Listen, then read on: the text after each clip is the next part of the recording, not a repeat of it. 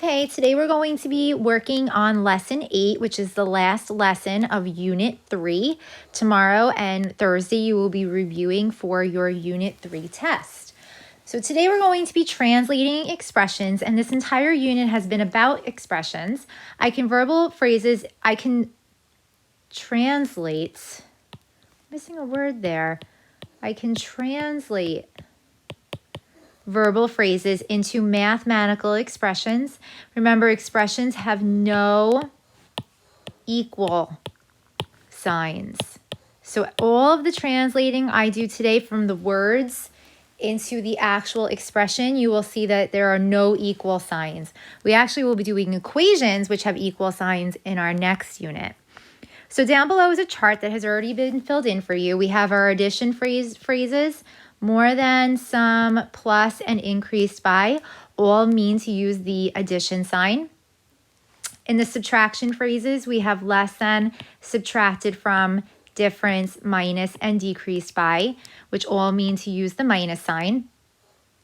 Multiplication phrases, multiplied by, times, and product. I don't see of in here, so you might want to add that into the multiplication phrases box. Notice in the expressions example here for n, we now know because of the unit that we completed, unit 1, that no operation means multiplication. So in today's lesson, I will be writing our multiplication problems as just a coefficient with the variable next to it. I will not be using a dot or a parenthesis or an X to indicate multiplication. Division, divided by, quotient, and ratio all mean to divide. And look in the expression box. Notice there's no division symbol, but it's rather written as a fraction or ratio. So I will be writing anything that involves any division phrases as a fraction.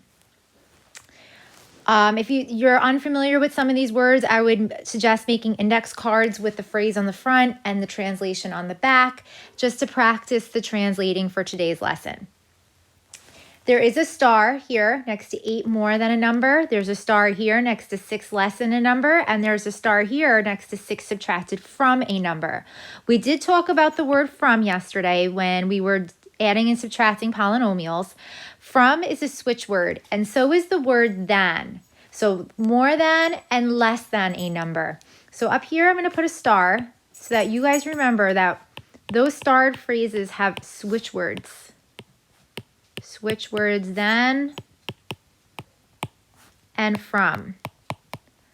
So we want to be extra careful with your translating when you see a than or a from in the sentence, because it does switch the order in which it is written in the expression or verbal phrase. So let's try some below.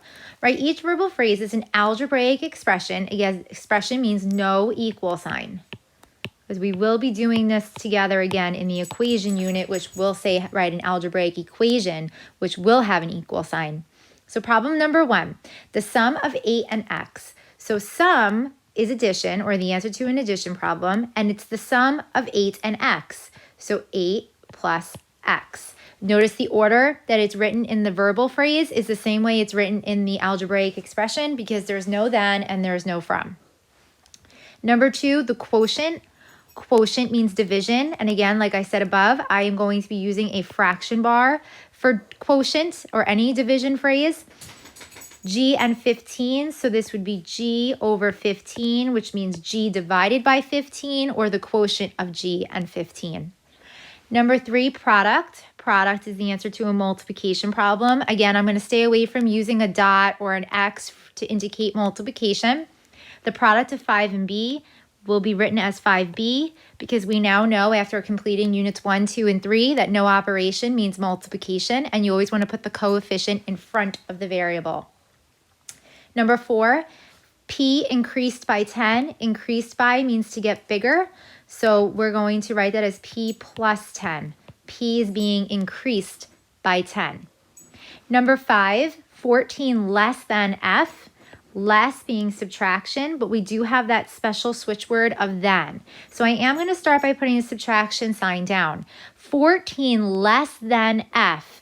Instead of 14 minus f, you should have f minus 14. I want 14 less than whatever the value of f is. Number 6, the difference of 32 and x. Difference means subtraction. of 32 and x would be 32 minus x, the difference of 32 and x. 32 minus x. Number 7, twice Sue's height. Twice means to double, which also means to multiply by 2. So I'm going to start by writing the number 2, and we want twice Sue's height. I don't know what Sue's height is. They don't tell me what variable to use like they did in numbers 1 through 6. So I can use whatever variable I want to represent Sue's missing height. I'm going to use h for height. You want to try to use a variable that represents what you're talking about or what's missing. So I'm going to cross out Sue's height and put the letter h there.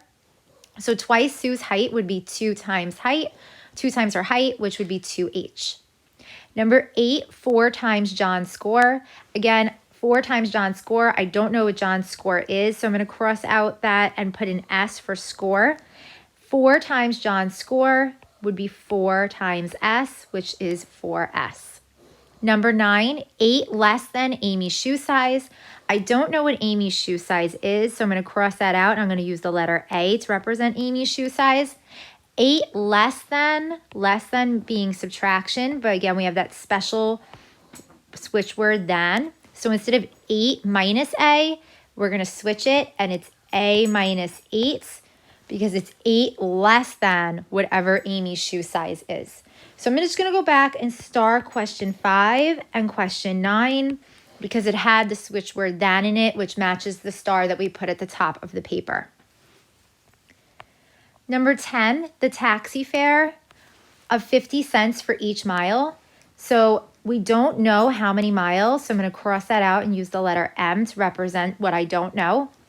50 cents for each mile would be 50 cents for the first mile, the second mile, the third mile. So instead of adding up 50 cents for every mile, which I have no idea how many miles this taxi went, I'm going to multiply. So 50 cents for each mile or per mile would be 50 cents times however many miles I have been in the taxi for. Number 11, 5 more than 3 times the number, more than being addition. And then we have that special switch word of than, so I'm going to star 11. So that means that the 3 times a number has to be written down first, and I don't know what the missing number is, so I'm going to use the letter N. So 5 more than 3 times a number, so 3 times a number is now going to be written as 3N, 3 times the number, and then 5 more than that, so 3N plus 5. Number 12, the quotient being division, so I'm going to start by putting my fraction bar. The quotient of 5 and x decreased by 8. So we're dividing the 5 and the x, so 5 over x, and then decreasing that by 8. So 5 over x minus 8. No switch words there. Number 13, a cab ride has a flat fee of $3 plus 50 cents per mile. Write an expression to represent the situation.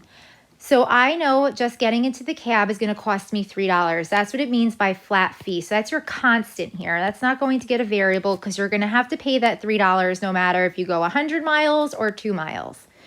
But then you're also going to pay plus 50 cents per mile. So 50 cents times the amount of miles that you're in that cab for. So we can write that as 3 plus 0.50 m.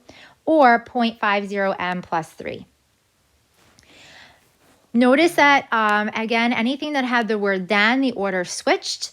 And there was no froms here, but we did discuss the word from yesterday. Also take notice, and I hope you notice, that I never just read it, translated it, and moved on. I read it, I translated it, I read it again.